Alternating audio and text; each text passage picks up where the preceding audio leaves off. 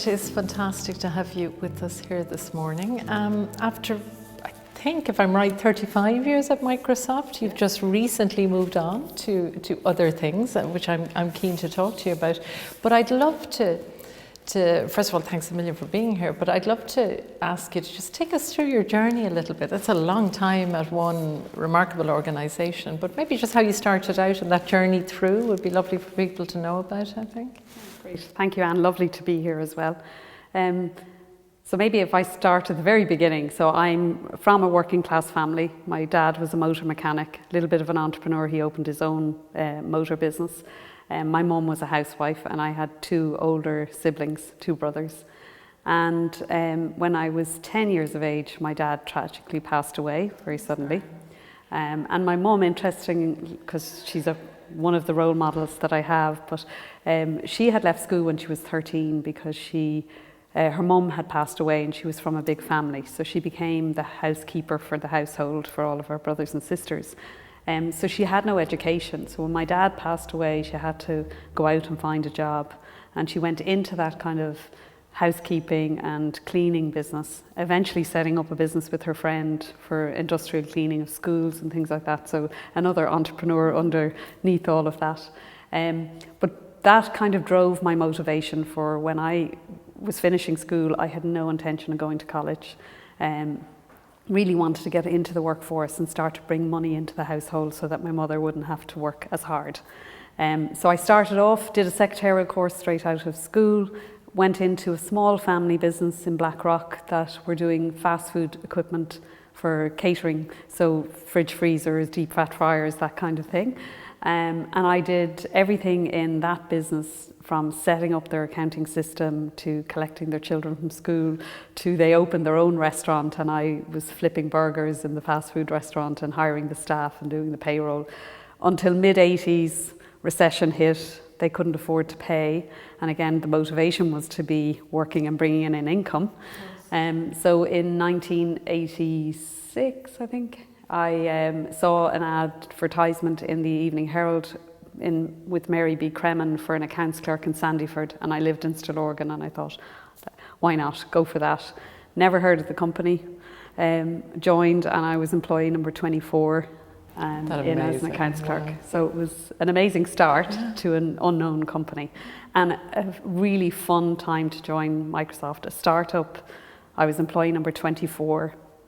We were all under the age of 21, 22, and it was growing rapidly. So the opportunities to kind of grow your career, to get involved, to be hands-on. We were out packing boxes on production line. We were celebrating the millionth product shipped. We were doing inventory in the warehousing. Everything, every part of the job and the activity, I got an opportunity to do.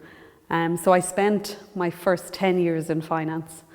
And in the mid-90s, Microsoft decided to centralise all of their order-to-cash processing here in Ireland and close all of their warehousing in Europe.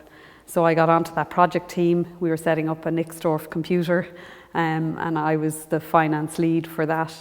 And out of that process, I got a chance to then move into kind of the new fulfillment areas that Microsoft was getting into. So the developer network, package for developers, TechNet, all of these programs had to be created from scratch. So I was setting up call centers, supply chain fulfillment, manufacturing, and shipping. And I got to travel all over Europe, Middle East and Africa because we had problems shipping product into each of those regions. And I got that opportunity to go in and experience lots of different countries. So I moved into that whole supply chain, customer service, operations function, and spent 17 years there doing lots of things, from customer partner experience to channel management to business kind of turnarounds where we had acquired companies and were integrating them into the business and they had gone wrong, and I was asked to do the turnarounds for that.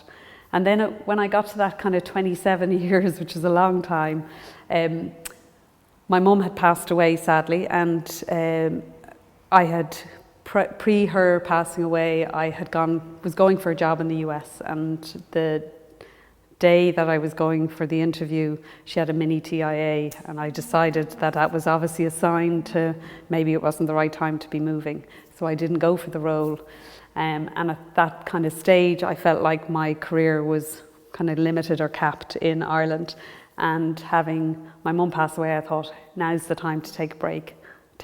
Maybe just take a step back and decide what I wanted to do. So I handed in my notice. And then out of the blue got a phone call from Jean-Philippe Courtois, who was the president of Microsoft International, to say, what on earth are you doing? You're on the succession plan for the managing director for Ireland. We really want you to do that job. And I was saying to him, well, part of that job is running the sales team, and I'm not a salesperson. I've done all the psychometric testing that tells me I'm not a sales DNA.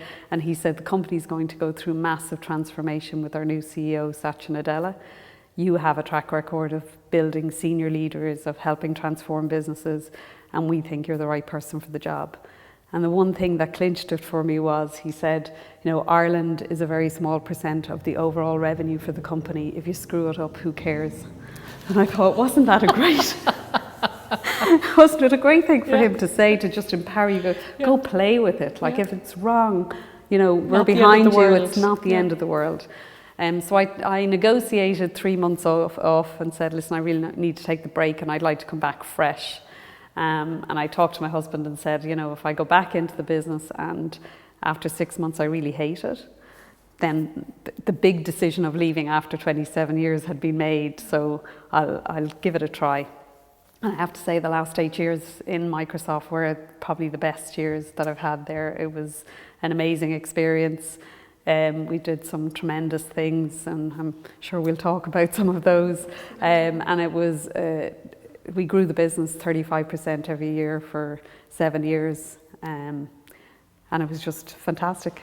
And so then during COVID, I had been starting conversations with my manager about, you know, you're 8 years in the role, what would you like to do next? What global role would you like to do? Is there areas of interest like sustainability or philanthropy or other things that you'd like to get involved in? And again, that kind of got me to slow down and think about, well, what do I want for the future? And I thought, could I take all of that leadership and experience that I had in multinational for 35 years in an amazing industry and bring that to Irish Indigenous business and help other businesses grow and create a kind of portfolio career of different industries, as well as being able to get a better work-life balance. So that's what I'm doing, and I'm loving it. Oh, isn't that fantastic? It's wonderful. And thank you so much for sharing the whole story, because I love the story. It's just such a wonderful journey, and you're so honest about it. I love it. And tell us a little bit more about what you're doing now. I know it hasn't been long, so you're probably just underway. I'm sure you have many plans, but tell us a little bit more about that aim to kind of, I think you're sort of advisor, investor, mentor, you name it at the moment. But tell us a little bit more about that and why you love it. Yeah, so I'm fully committed to kind of 5 board roles that I'm playing. But I'm also doing a number of other things, so maybe I'll share both of them. So the board side of things is interesting. I'm involved in Keeling's Fruit, and I started with Keeling's about a year before I left Microsoft. Family-run business, going global, have now got presence in the UK and France, in South America, and they're going through that big transformation of how do they move from that Indigenous Irish business to being a global business, and all of the cultural transformation that goes with that. So it's been a great experience to work with Caroline and the team there to help them think about not just the technology element of it, but the people and the cultural parts of that transformation. I'm also on the Dalata board, which is a PLC. It's the Maldron and Clayton Hotel Group. Fantastic to see. I'm going onto the board just after the first wave of non-exec directors since the PLC are stepping down. So it's a new group of non-exec directors coming on. There's a new executive because Pat McCann, who was the founder, has stepped down. And they're an amazing company. One, their focus on hospitality is incredible, but their focus on people and their development of people. They've had about 12 or 14 general manager changes in the last 12 months, and all of their leadership team change. And every one of those have been grown internally. Wow. Groomed internally, and they have a very structured people focus. So you go in there, you can go in at the entry point and you can work your way right up to senior leadership. And I've been mega impressed with the amount of focus and time they put into investing in their people. And hospitality is an area I hadn't had a huge amount of experience in. So it's and the PLC side of things, the governance and the structure required with that. So that's been a great learning.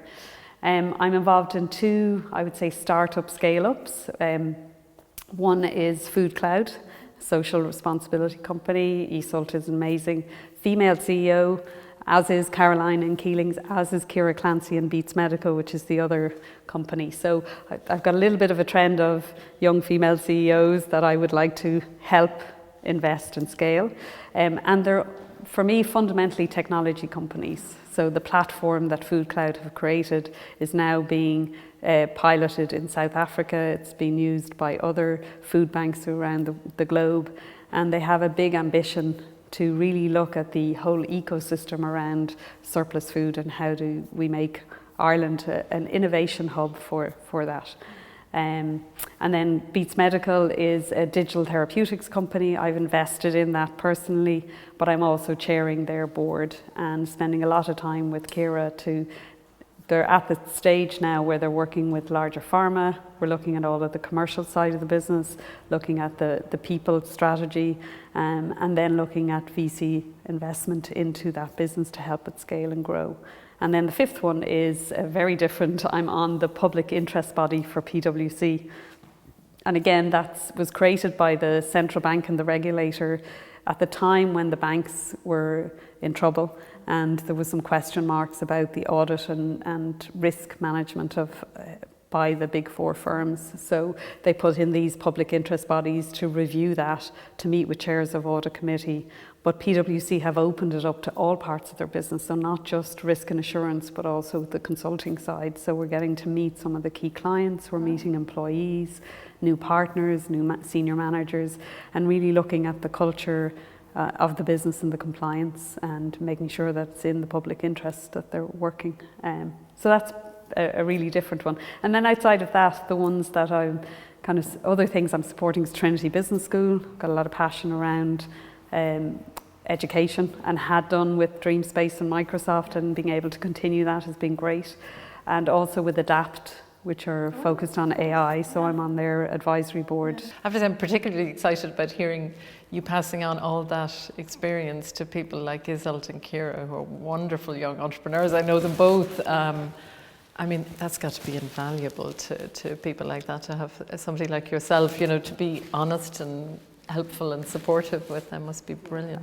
I mean, Kira regularly says, because we have obviously from being chair of the board, we have a very structured business content that we go through, but we do a lot on people as well, where she would ask my advice on an employee or a challenge, and she regularly goes, is this written down somewhere? Is there a book I can read? You know, and I'm saying to her, no, it's life experience that, you know, can help you. You don't have to go through it yourself. I've been through it and I can share that with you. I think I've said it to you before, I think you need to write that book, because I suspect, I know I'd read it, and I suspect a lot of other people would too. But I suppose I'd love to ask you then, just more generally, in the leadership roles you've had, including the most senior, sort of like, are there lessons and learnings that really stood out for you? I mean, there must be so many over the years, but I mean, if there was something you were to pick out that surprised you, or that I'm sure you were still learning right up to the end of your role at Microsoft, but if there's something that stands out, I suppose. Yeah, I mean, I think it's interesting, because when you're with a company for 3 decades, the amount of change. When I started, it was a manufacturing company which was very male dominated in Ireland at the time, and when I was leaving, there was a lot more senior females in leadership roles in different multinational companies, which was phenomenal to see. And diversity and inclusion had always been a passion of mine, and trying to make sure that there was equality of voice, and not just diversity from a gender perspective.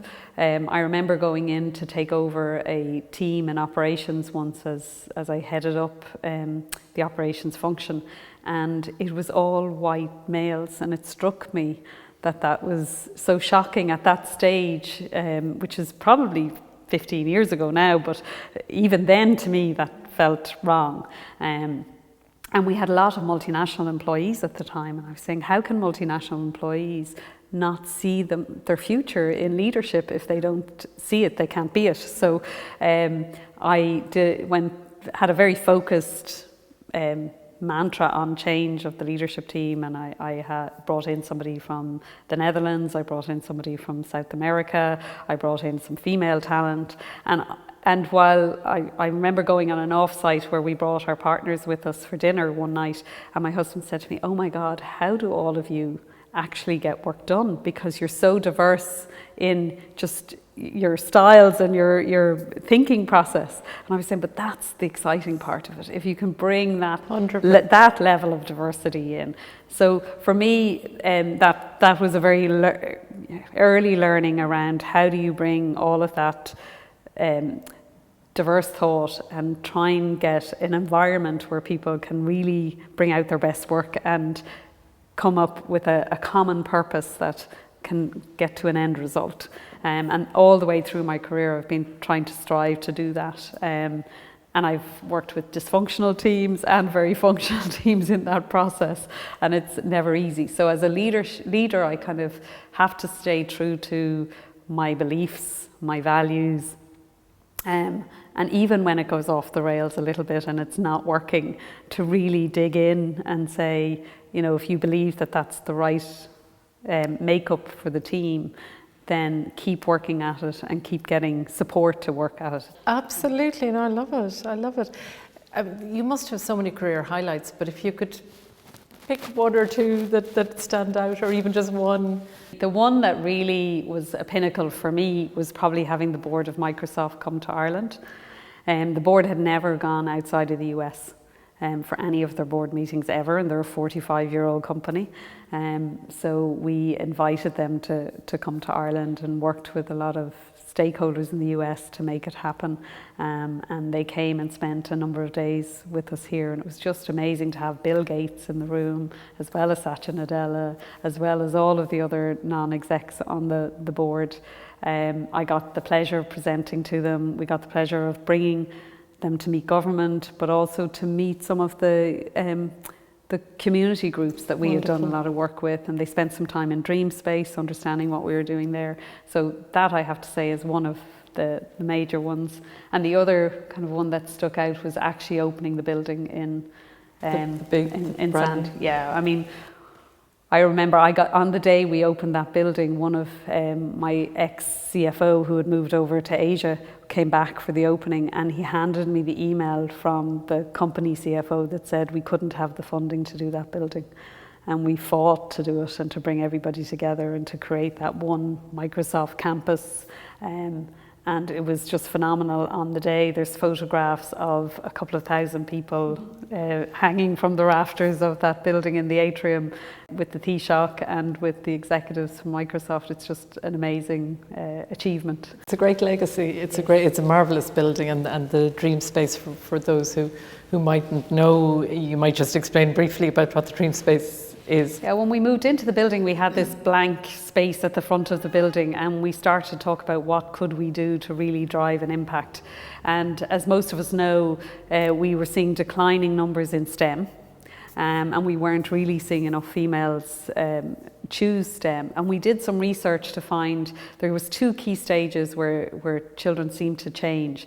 One was in junior year, so when they were in kind of 5th, 6th class, before they made their choices for subjects to go into secondary. And then in transition year, where they were picking their subjects for leaving cert and then ultimately college. So we decided to open our doors to 5th and 6th class in primary school, and for transition year students, both male and female, because it wasn't just an issue for girls picking STEM, although we had a particular focus there. We hired qualified teachers who then came in and ran a technology workshop with students to build robotics or to learn how, STEM subjects can be used in fashion design or in medicine, and to realise that technology is in every industry and will be in the future. So to help students and young children get excited about technology again. So it was a magnificent space, and when we got into COVID, Dream Space TV was created, and we were able to go on to work in collaboration with RTE and not give up on the vision of being able to give access to everybody in the country and students in the country and get them excited about technology. Yeah, it's a great legacy to have. It is a great legacy. It's fantastic. And I know I've met many kids who've been through Dream Space, so I'm very well aware of the hard work that's gone out there. It's marvellous. I just want to talk to you a little bit as well about about the nature of leadership. I know your conscious leadership is something that's close to your heart. Can you just tell us a little bit about that? So conscious leadership for me is about focusing on the we and not the me. It's about being authentic, and being your true self, and being able to, as a leader, be vulnerable and demonstrate courage in some of your decisions. I find a lot of leaders don't feel like they can do that they can be themselves, that they can be vulnerable, that they can actually have the courage to share what's going on for them. And so we went on a journey when I went back into Microsoft to do the managing director role. As I said, I had the freedom because I had already decided to leave. I don't know what it was, but in myself I decided I'm going to go in and lead the way I want to lead.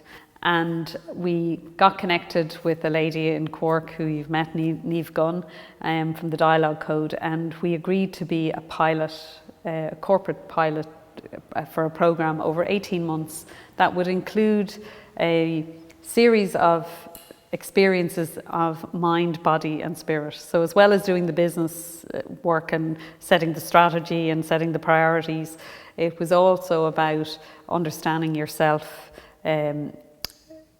making sure that wellness was at the centre of that, giving people an opportunity to learn how to do mindfulness, how to do a labyrinth walk and reflection, mandalas, build a mandala together as a team.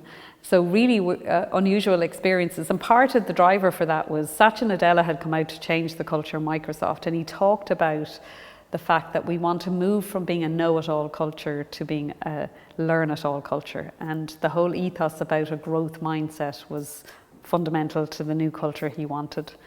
And I wanted my team to experience things they've never experienced before, and to open their minds to trying something new and to learning something.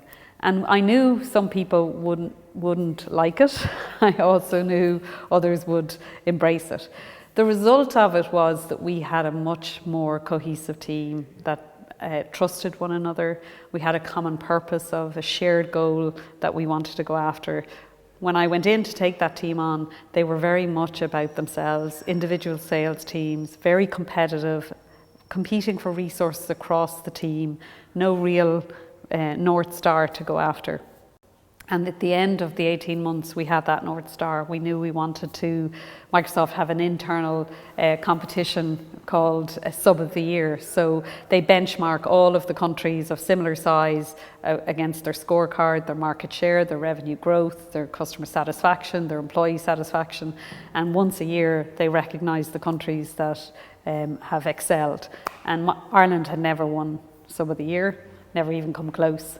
So we decided as a team that was the North Star that we wanted to because in order to achieve that, everybody in the group had to have achieved their goals.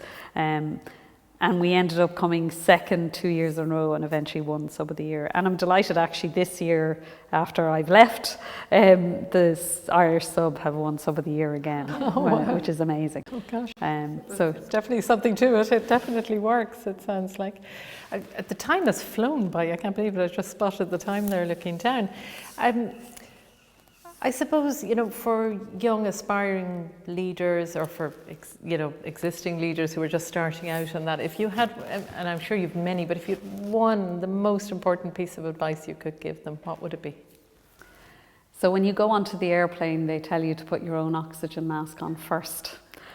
And it's one of the things I talk to young leaders about, to say you need to look after your own health and well-being. You need to look after your own development. None of us are the finished article. We're always learning and developing our leadership. So while most leaders focus on developing everybody else around them, I would say take the time to develop yourself. And put your own oxygen mask on first. Lead by example. You know, if people see you working 24/7 and burning the midnight hour, they think that that's what you expect of them. If you're sending emails on a Sunday night, they think they have to be on a Sunday night. So you have to either be very transparent with people and say, I do this because it suits my schedule and it helps me get ahead for the start of the week, but I don't expect you to respond. So either take the courage and be transparent, or don't do it because your team will follow your lead. And I think that's kind of the hard yards that I've learned in some of those mistakes that I've made. I'm definitely going to steal that one. It's fantastic. Cathriona, it's been absolutely wonderful to have you here and so enjoyable to chat and hear about the journey. It's such a great story. Great. Thanks Thank you so much, Anne.